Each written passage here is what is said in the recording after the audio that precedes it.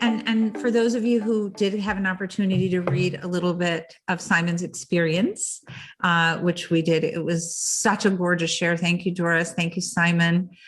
Your presence is just such a lovely contribution. Really awesome that you're here with us. All right. So I was just talking briefly with Alejandro and Barbara and Justin at the tail end, just a little bit about what the Live and Love is today.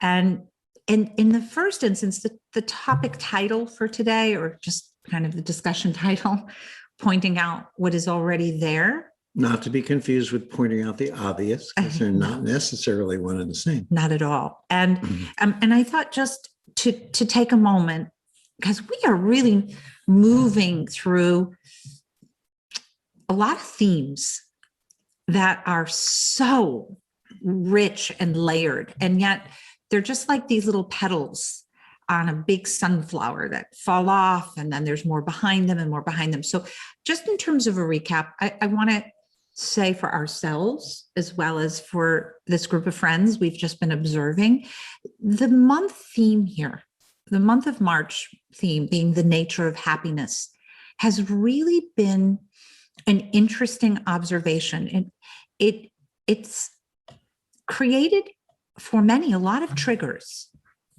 This is bouncing around. Oh, sorry. Trying to clear the screen here, but it won't clear. So, okay. It's created a lot of triggers in kind of looking at how a title like that might bring up so many things. We really recognize that this idea of happiness is something that I think we do tend to just sort of take for granted as if it's something we're just going to seek out as part of existence. And so to look at it from this perspective of it always being there, it being the nature of our being, is really tricky for the separate self and for really the ego, or the part of us that likes to be in recognition of itself. So in a recap, we started out looking at this theme through states and feelings, which would be I think in a way, the most familiar, right? Mm-hmm. It's the most familiar to us. We probably, for the most part, might even associate the entirety of happiness in the frame of a state or a feeling or a memory or a sensation. All related experience. So we looked at it, and I would encourage you to go back. We're going to play with that a little bit on Saturday or on Sunday as well in the global retreat. And then to just pin it a little harder, as we said, well, guess what? A state and a feeling to define happiness wouldn't necessarily carry that limitation in terms of the reconnective healing experience. It certainly would not be the investigation we're doing around it. So we said, all right, what would be a question to explore that more deeply? And again, we moved into, is the opposite of happiness unhappiness? And we had to really look at that outside of the parameters of it being a state of feeling and either this or that. Basically discovering that it is not the opposite. And that's a key thing, because we tend to jump on an absence of something and view it as an opposite of something. But in this case, the discovery was that the nature of unhappiness would simply be the slight obscuration or the limitation of happiness. Yeah. So it couldn't be the opposite. No. So, and it's not necessarily, in this case, the absence of either. It's an obscuration. And at first glance, since today is talking about pointing out what's already there, at first glance is that we tend to think of them as being synonymous. an absence of, an opposite, and an obscuration. And so it's really important we allow ourselves to explore, to observe. And part of what allows us to the observation is our awareness. And what allows our awareness clarity is not introducing more bias. Well, I was going to say not introducing judgment. All right. In other words, we are awareness. And when we are simply in awareness, we're in observation. When we're in judgment, we've sort of left the expansiveness of awareness to view it through the filter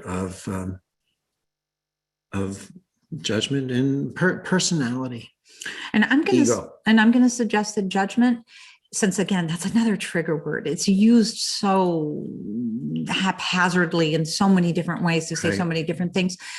We might just consider it agenda-free, without any agenda, just simply the revelary, to lay bare openly, fully open, without any agenda.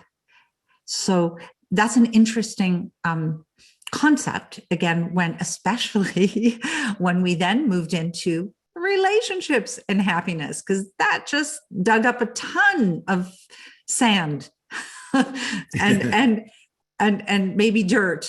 It was definitely another layer to look at, needing nothing from another to be happiness itself.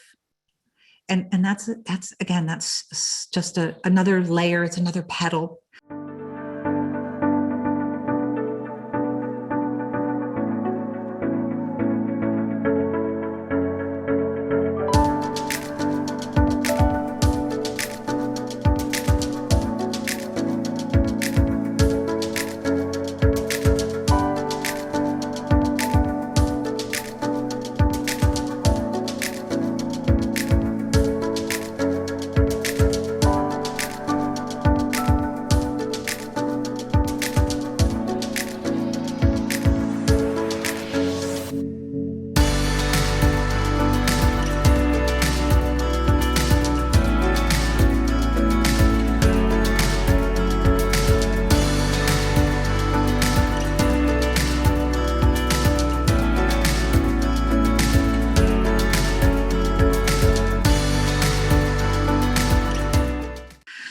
So this isn't the beginning or the ending to this theme. It never will be. But we thought today to kind of merge into bringing our attention to this idea of pointing out what's already there. And I want to say that just on the heels of this, I got this crazy post from someone in another country. We won't mention which one. It is not important, but he was sort of laughing at this correspondence with me, and he wrote, "Know thyself!" ! That's it. Those are the instructions! And then lovingly, as if it was signed, energy, light, and information, God, love, infinite intelligence.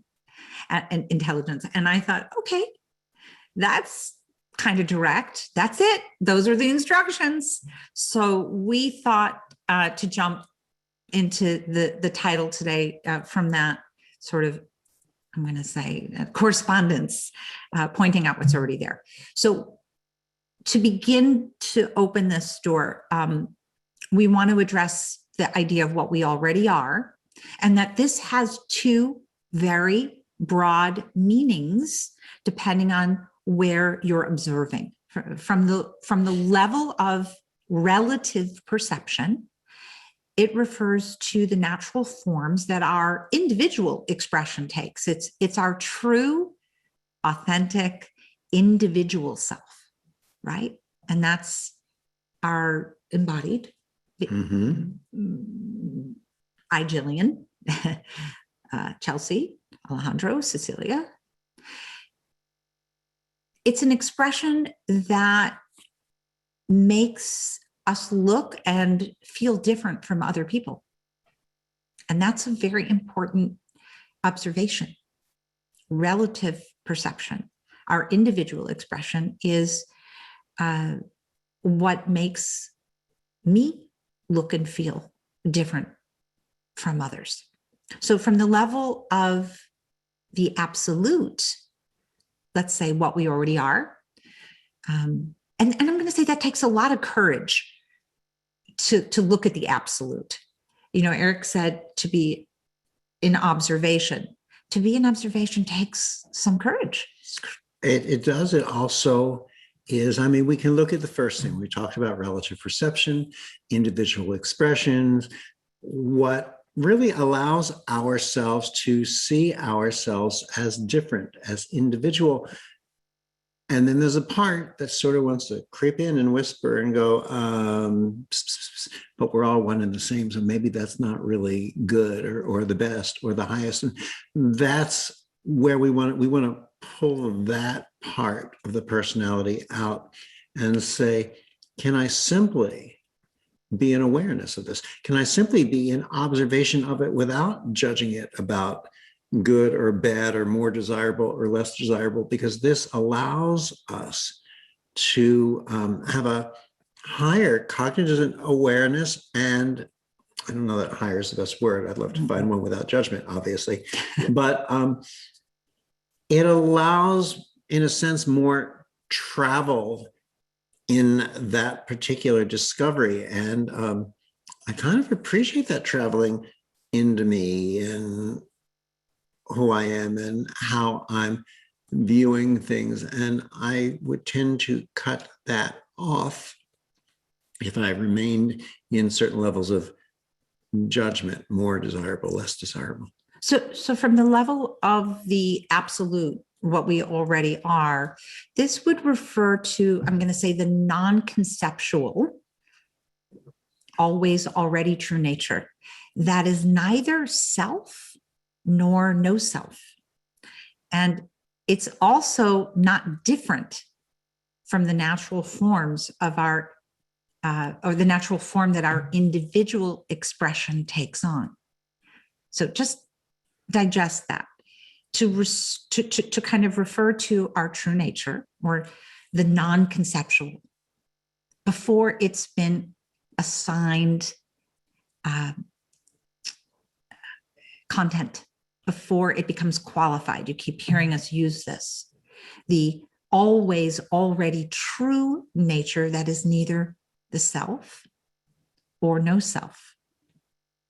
It is also not different from the natural forms of the individual expression that we take on. So in other words, it's always there. It's always there. It's there amidst everything that is expressed through the individual self. And we think of the simplicity of that, you know? What is a portal? It's a doorway to transformation. It's an expansion of our online essentials, our level 1, an 8+ hour e-learning course. The portal helps us discover our roadblocks that may be stopping us from living our fullest potential. How does the portal help bring about these benefits? Easy to follow short segments with interactive exercises, information acquired not only through the mind, but through interaction with the frequencies themselves. It includes the 8 hours of the online essentials course. 2 key chapters, one on love and one on healing from the new series, The Inner Compass. It brings the possibility for instant transformation, healing, and the evolution of each and every one of us. When, well, I'm going to use this example later.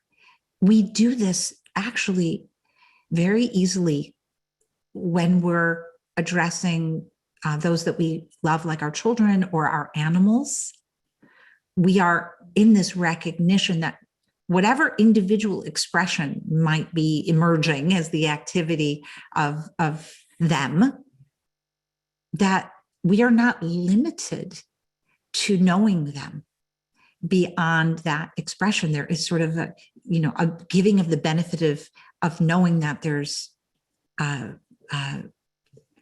something already there beyond that outburst or that moment of a feeling or a memory. Like we recognize that, but it's sometimes a little difficult to observe it when it's our own self-inquiry. Anyway, we've explored these sort of varied pathways, but in the core, we've looked at what is the root sense of separation here, the fundamental conflict in these elements between two apparently separate entities. And do focus on the word apparently. Yes. It's very key. What is that? And you make a few notes for yourself. This is, again, we're exploring this. We would do this in a guided conversation, but we don't really have time in the Live and Love to do that. No. So we're going to present it this way. So once those two apparently separate entities fall away, which is what happens in a reconnective healing experience, some dissolving of the otherness that you would call the individual self in a way, releases, softens, becomes less apparent. And once it falls away, the relationship ceases to be a relationship between two entities in a way, trying to derive love from one another. You do this again with your animals. You do it in the innate return to your true nature when forgiveness is what you're seeking. It's built in. It's already there. It is the automatic built-in part of the mechanism called the body-mind. Miriam was commenting on what we were just speaking about as saying that it's something that she became very aware of during the retreat in which we went to different past and future lives and concepts and that. Yeah. So and I'm going to make the statement because this is about the nature of happiness this month. This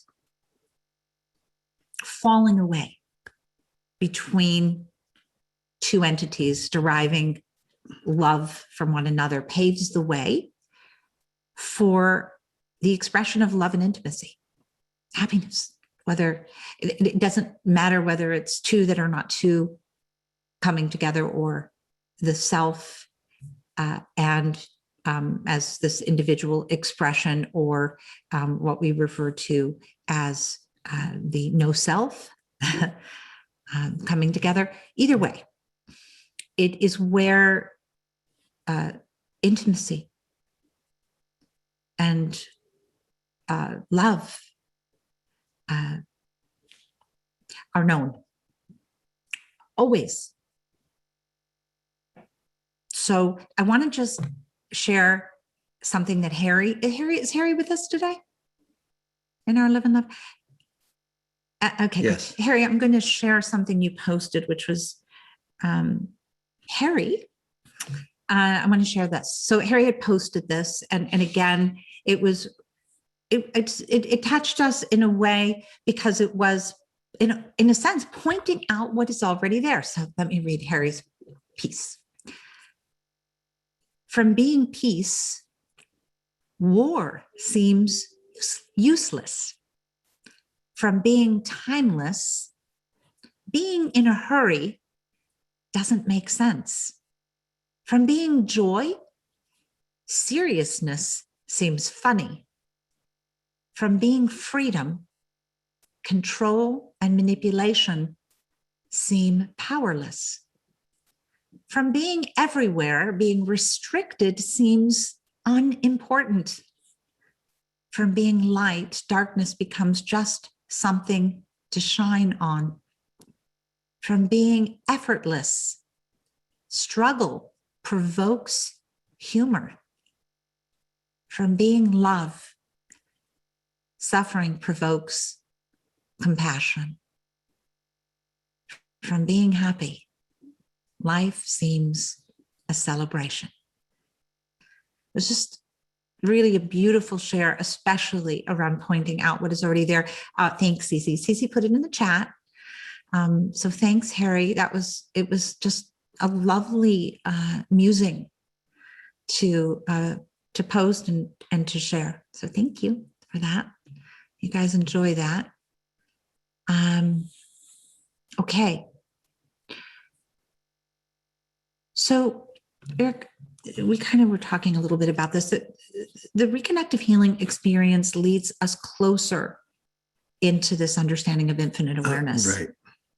And in this receivership, and that's the key word, receivership, it becomes more and more our default identity. And that's really key. It becomes more and more our default identity. Well, we'll talk about that in a second. Well, and put in the chat what you think that means. Well, if the energy, light, and information, that murmur that you play with, that you tangibly interact with, even though you're interacting with it in the beyond, knowing that the vessel of the murmur is in the before,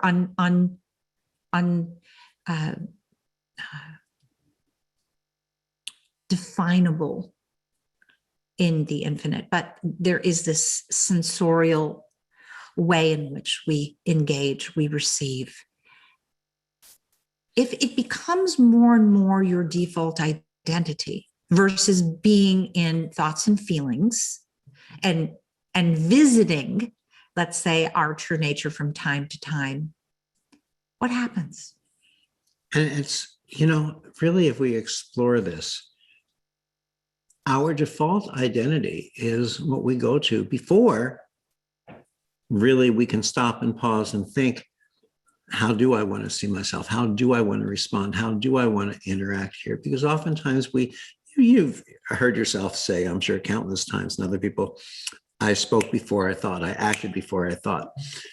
And so as we have it in our thoughts, in our intention, often other things come up before we get there. But as we steep and re-steep and steep again in it, and it becomes our default identity, we find that it is more automatically, authentically who we are. And it's what shows up in our interactions as well as in ways that we just view and consider life situations. I heard this expressed this way, which I thought was really an interesting way. When infinite awareness becomes more and more our default identity versus being established in thoughts and feelings and memories and states, and visiting our true nature from time to time sort of is what we find the entirety of our life to be. When this default of infinite awareness becomes so familiar, we become established in our true nature and start visiting our thoughts and feelings from time to time, right? We don't lose ourselves to the experience. We remain home. We don't, I would say we no longer lose ourselves to experience. We allow experience to come to us. It comes, we deal with it, and it leaves. And we remain aware of that continuous murmur of being. And this is really an interesting consideration, not traditional, I would say, in the way we kind of currently are tuned to listen. That's why this whole active listening and passive listening that became such an integral part of the portal was such a fundamental exercise. I'm going to, again, you might want to just revisit it. It's so, it's a simple explanation for that. So, we remain at home. We don't go out to our thoughts and feelings, right? We don't go out to seek out these thoughts and feelings. They come to us. They come to the true nature of our being.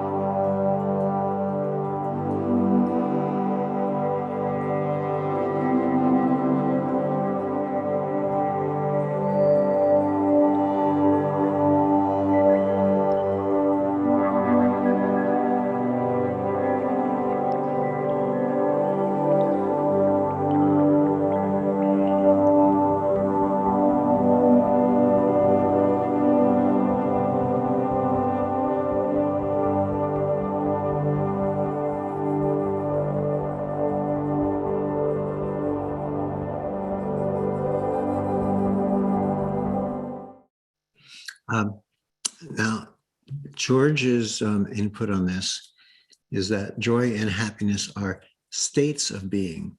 We can simply choose the state, he says, that we exist, in which we exist in the present. If you are choosing a state, George, then you are choosing something that is very finite, meaning there's nothing continuous about it. And there's nothing wrong with that. That is the nature of humankind as it's been expressed or explained. But what you are, George, that is continuous is happiness, whether or not it's obscured, whether or not we're able to see it at times. So I think, but I want to just stay with his suggestion. So joy and happiness are states of being. No, joy and happiness are states of feeling, perceiving. They are, anything that is a state would be a state of finite beginnings and endings, bodies and minds. So joy and happiness are the true nature of your being. And you might experience the feeling in the limitation of a moment, a memory. And that's where exactly we get caught up. So in other words, you really don't have to choose happiness or unhappiness. And I know that this becomes a matter of semantics. We have to do a lot of accommodating for language, but just sort of stay with this simple idea that if we lose our attachment to states and feelings, meaning our experiences don't govern our identity. We don't seek out the state or the feeling to, as you put it, choose. We kind of flip everything inside out. And actually, it might be right side in a way. So we understand that our infinite awareness, this receivership, this that we do experience often with the frequencies, as being this default identity, this one that is continuous, versus the thought and the feelings that are visiting, we'll say, our true nature from time to time. We become established in that default, and then sort of by simple default, the thoughts and feelings are something we visit from time to time. So we remain in this that you're calling being, this beingness. And so you don't have to lose yourself. Experience comes to you. You enjoy it or you deal with it, and then it leaves. And you're just to be noticing or observing the constant murmur of your being. So let's go on here. Look at it this way, right? For example, for the individual, Okay. The state Or of the the separate self, right? Yes. State of individuality or separate self. Things like character, personality, objects become magnetic attractions for our attention, and hence they limit our awareness, they limit our experiences. This is why the concepts of I keep seeing a fight when there isn't one, but we kind of imagine a fight showing up somewhere, or an argument somewhere where there isn't one pops to our heads. We worry about a partner's leaving a situation. Maybe that's been our past experience. Maybe we've just watched too much television and movies. When it isn't there, we start to see those things. It's different if the partner is threatening to leave, obviously. But I mean, generally, these things that keep coming up, well, that's a part of the separate self. Pick any story or concern that you have. And I think what we're allowing you to explore courageously is that it's the character or the personality or the objects of our attraction that seem to I'm going to say, keep us in this only occasionally becoming aware that we are aware versus only occasionally visiting our thoughts and feelings. So we recognize that we have a very restrictive self-image and we hold tightly to it. And this is identity. This is so clearly how we have been constructed in this finite projection, this experience to understand ourselves. So the infinite. So freedom is really, it's not simply the liberty to do whatever our fixated sense of self wants. Freedom is also the liberation from a very narrow, too narrow view of oneself in the world, and therefore gaining or allowing us to gain a broader sense of what our options are. I think I want to say that again. Freedom is not simply this liberty to do what our fixed sense. So I'm going to go to George. Freedom is not the liberty to choose happiness. We think it is. We think freedom is the liberty to make choices for what the self wants. Think about every part of one's life. We fight for this freedom to have the liberty to address the fixated senses of what the separate self wants. This is lifetime. This is mostly how we even understand life, or at least it's how it's presented from the outside. But what if freedom is the liberation from this way too narrow of a view of oneself in the world? And you definitely experience this if you've had your personal reconnection somewhere in the architecting of whether it was your personal reconnection or 5 years after that. This idea, this model is right there in front of you. So it gives us a broader sense of what our options are because it points out what's already there. And I'm going to say this is where we are developing a deeper sense of our self-inquiry courageously. This is a big part of what the Reconnective Life community is exploring around the reconnective healing experience. It's really been a freedom. Most definitely.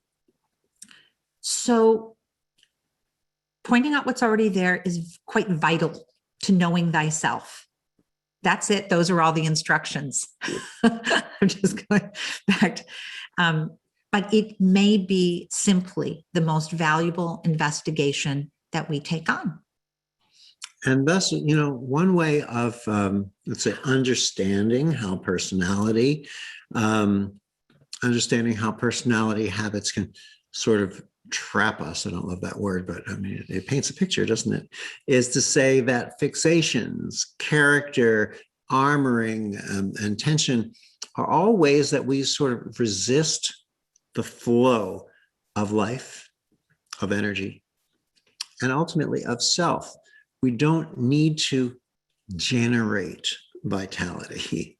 We need to stop limiting our vitality, to stop limiting the life that gives or lives through us.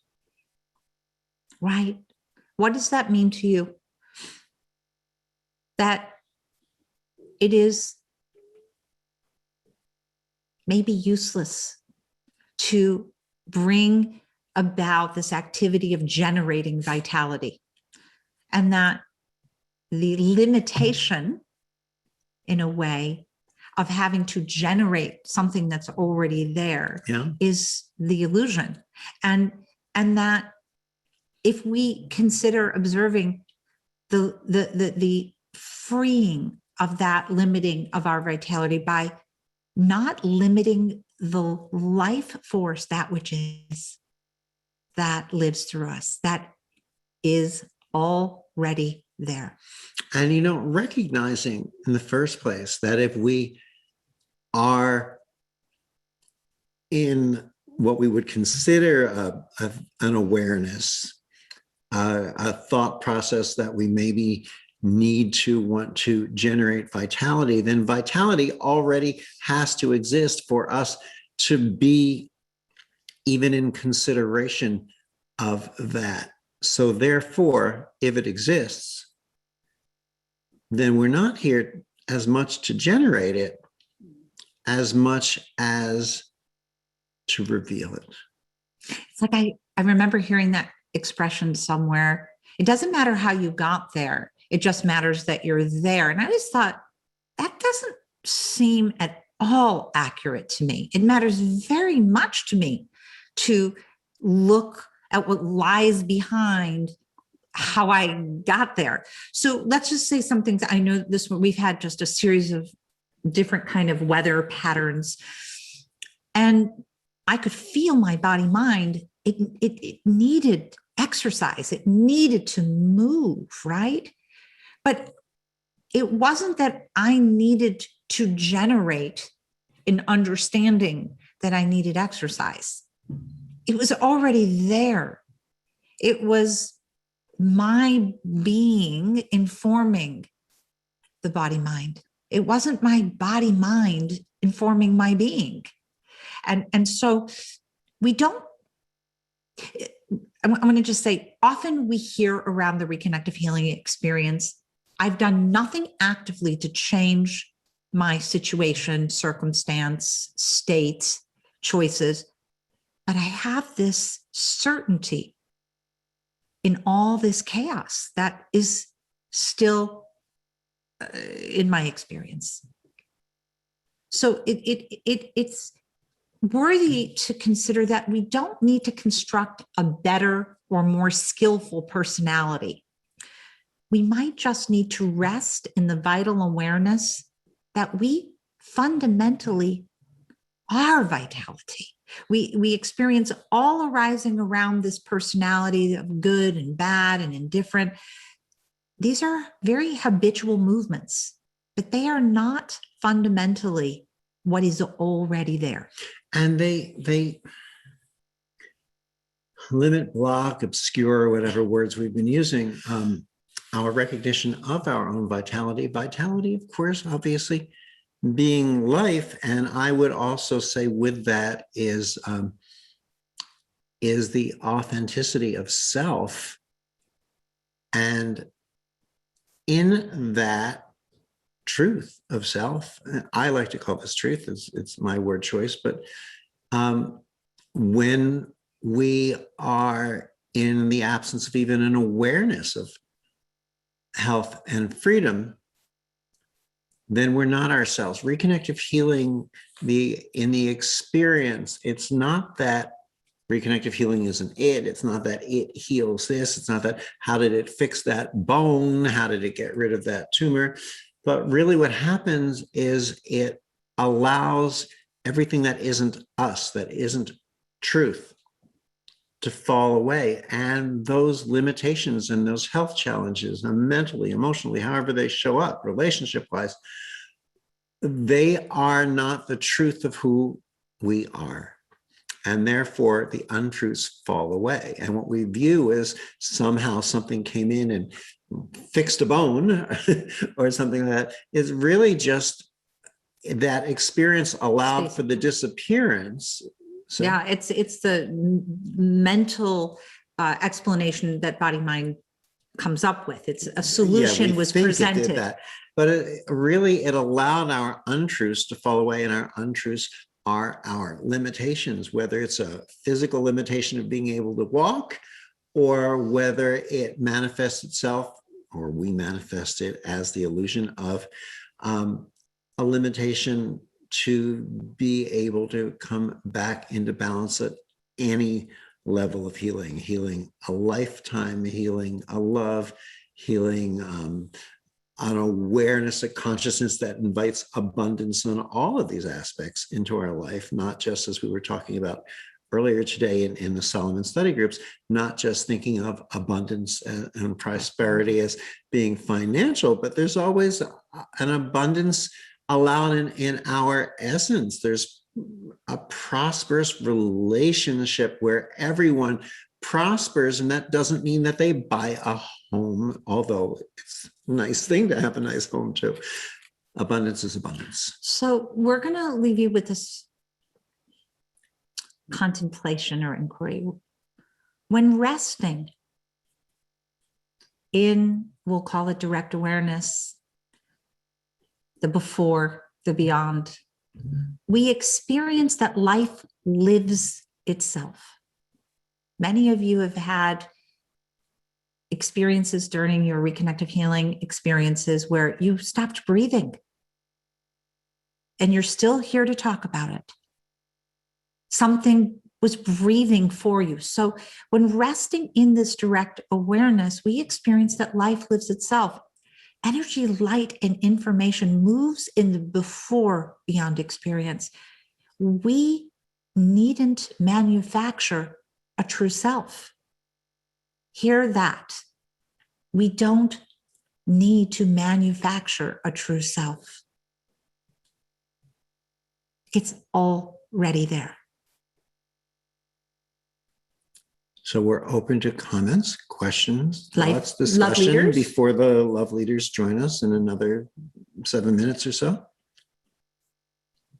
Do I have that timing right, Cecilia? No. Yeah. Yes. Oh, yes. Yeah. Oh, I thought we were passing it to them. No, not yet. We're getting little notes that pop up to tell us. Cecilia keeps us on time. Start. Breathe in. Bye, breathe out. YouTubers. People are smiling. They're reaching for something. I don't see the hands yet. You could be reaching for the hands button if you have things you would like to share with us or interact. Chelsea, I see you moving around there. Do you have something to say? Lexi asked if our true self can grow and develop more. I kind of like that question. Can our true self grow and develop more? Lexi, I really want you to come in and answer that. Just ask the question, how could my true self learn and grow more? There would be, I would say, the awareness that you are a true self could grow and evolve more. The separate self could remember that it is a limitation. But the true self is infinite. And how do you grow infinity? Lexi? Thank you very much. Well, when hearing it from that perspective, how do we grow infinity? That is something that is just unimaginable to me. I mean, infinity is unimaginable to me to begin with. So to grow infinity more than infinity. That can it be done? I just can't imagine. Well, wait, the only thing that's unimaginable about infinity is its parameters, because it has none. So in us asking questions this way, and you suddenly seeing something, we're pointing out what is already there, which would have been a clever name to have titled this, wouldn't it? Oh, we did. So, I want to but this is a great way to explore this. I'm gonna actually answer Lexi's question in a way. I'm gonna read Lisa's poem. So if I had to just directly respond to, is it possible for us to grow and expand our true self? I'm gonna say maybe this way. Lisa wrote this poem, and I'm gonna share it. Mm-hmm. I am my mother's illness teaching me to observe. I am my mother's temper teaching me to be calm. I am my father's humor teaching me to laugh. I am a voice unheard teaching me to sing. I am difficult choices teaching me compassion. I am loneliness teaching me about community. I am the voice I heard to save me, teaching me I am not alone. I am my ancestors teaching me wisdom. I am falling overboard teaching me common sense. I am grief teaching me to live. I am embarrassment teaching me to giggle a lot. I am my children's laughter teaching me love and joy.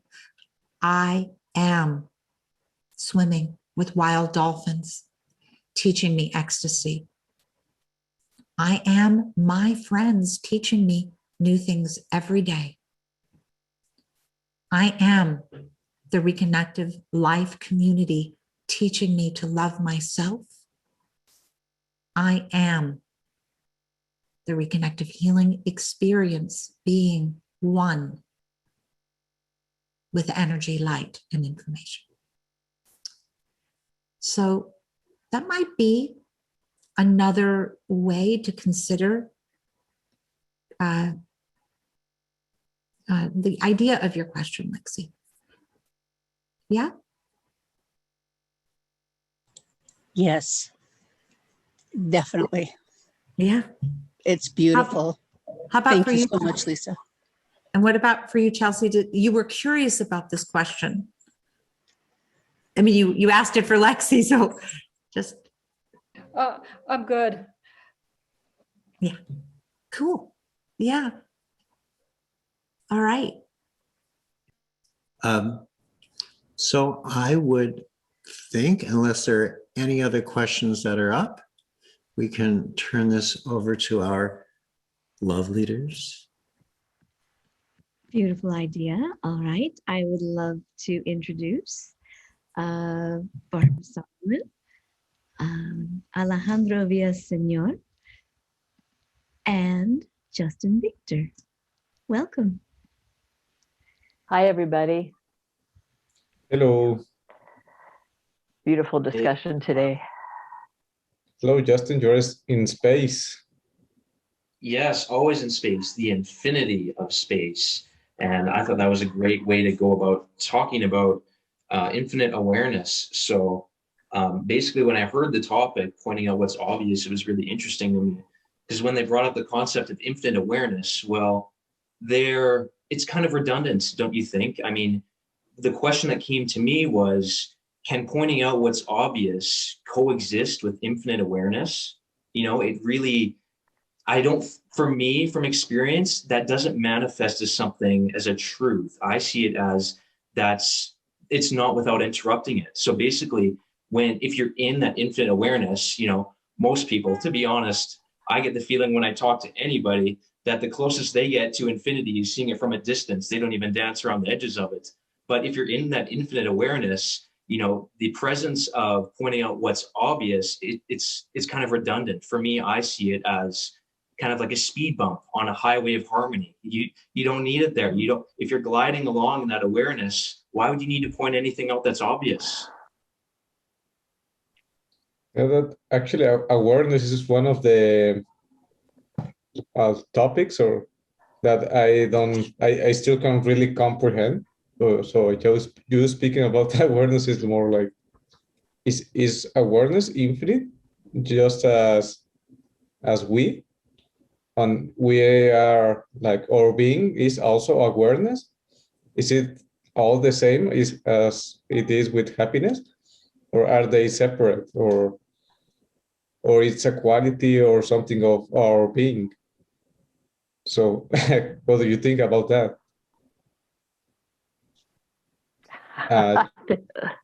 Well, Justin or Barbara. Well, I think that's a great question. And I think that a little bit of your observation, but I think a little bit of your observation is correct as far as, well, could you restate that? Because now I'm kind of spacey and I think I've lost what you said. So could you restate that? So it's awareness and happiness are part of our being. That means if they are separate, or are they like, they are like also, yeah, how to say it? Like they are part of ourselves, or if they are like, yeah, I don't know how to rephrase that. But yeah, the question is if they are separate, or if they are like all the same, of part of our being. I think they are our being, but sometimes they can't be part of it because we are all it. And sometimes, though, addressing what Justin was saying, we forget that. I think that's part of the issue. This infinite awareness, that we are happiness. We get caught up in the finite. And right now I'm sitting here just kind of feeling so much, sometimes the words I lose the words, but just the beingness, not having to even speak about it, just to be it. That makes sense to you, Alejandra? Or Victor? Yeah, maybe that's Justin. Yeah, maybe that's one of the biggest issues, that we try to assign a meaning to everything, or like we want to say like, this is happiness, or this is awareness, or this is the way I identify this.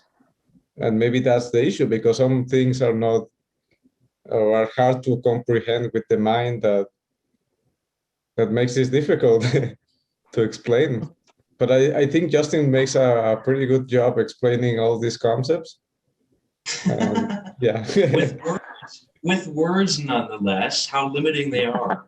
But honestly, when I heard I had a message come to me, like, because I receive a lot of messages all the time, and what came to me most was the importance of infinity. In that infinity, it saturates the self in an awareness, and what that does is it obscures and makes obsolete the tendency to remind.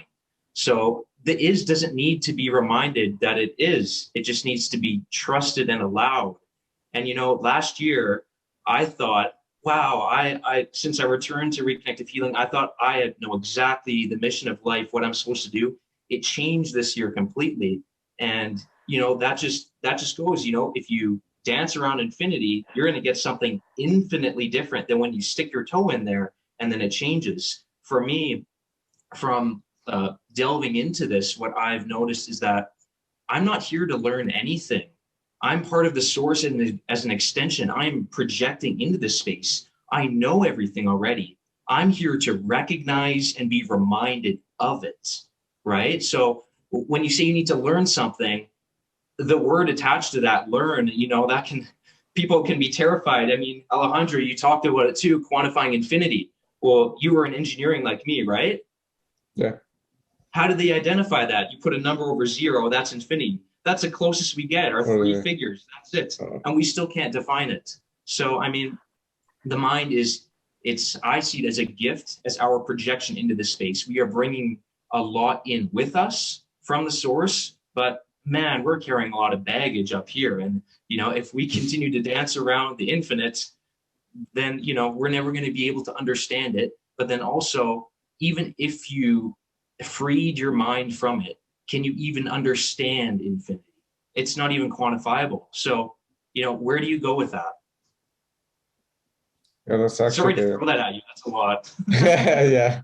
I don't know if Barbara wants to answer, because really, do we need to like try to understand infinite, or?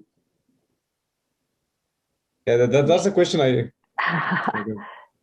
And that seems like a lot of work, trying to understand it. And getting back to what Justin was saying, where do we go from it? My response is, I'm not going anywhere. I'm here. I am it. My is. I'm in my being, and that is good enough. And that's actually a concept of the happiness. Like, we don't have to go anywhere because we already are. Yes. Yeah. And I think there's more, like the conditioning, all the conditioning, all this life that teaches you to go look outside for answers, when in reality we already have all the answers and we already are. Yeah, exactly. And then going back to kind of that reminding, talking about vitality, for example. So how can you generate vitality? If you put vitality within the framework of a human body that's fundamentally energy, how can there be anything outside of that? You're going to generate vitality that's part of this energetic being that fuels it, that embodies it. You're going to generate that. I mean, that concept in itself belongs in the realm of infinity, wherever that's located.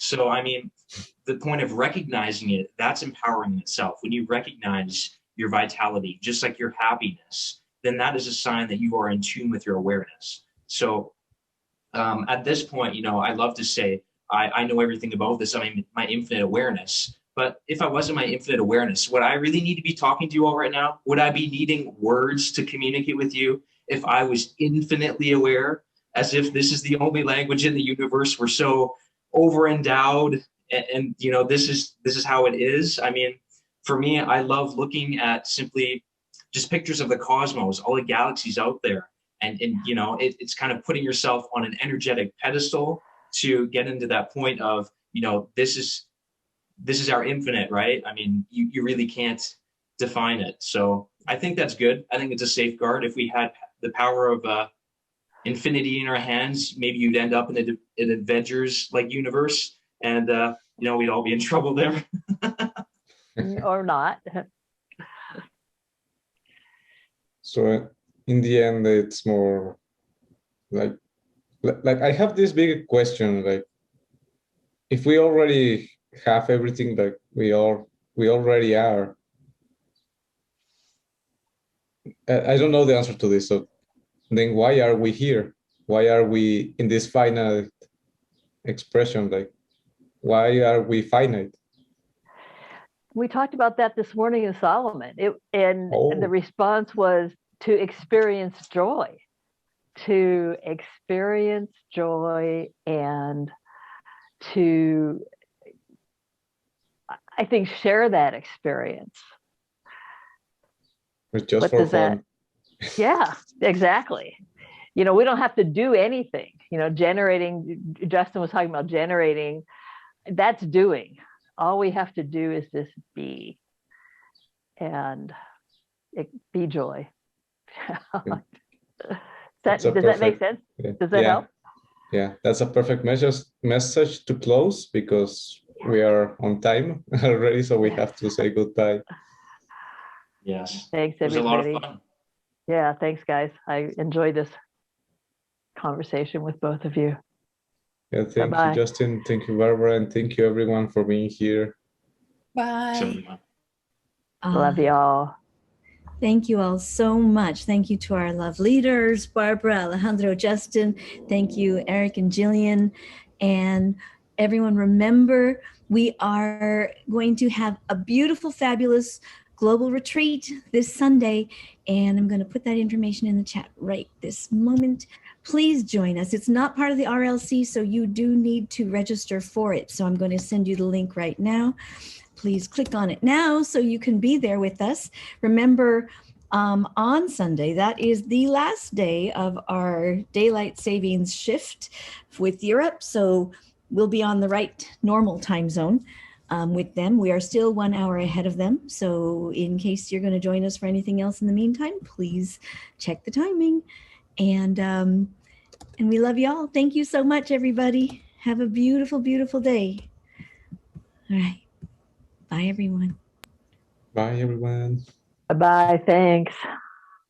Bye, everybody. Bye-bye. Bye-bye, everyone. Bye, everyone. See you Bye-bye. on Sunday. Yes, see you Sunday. Bye, guys. Bye. My lunch. Thank Goodbye, you. everyone. Thank you very much. Love you all. Love you, life leaders. Bye. Thank you. Bye.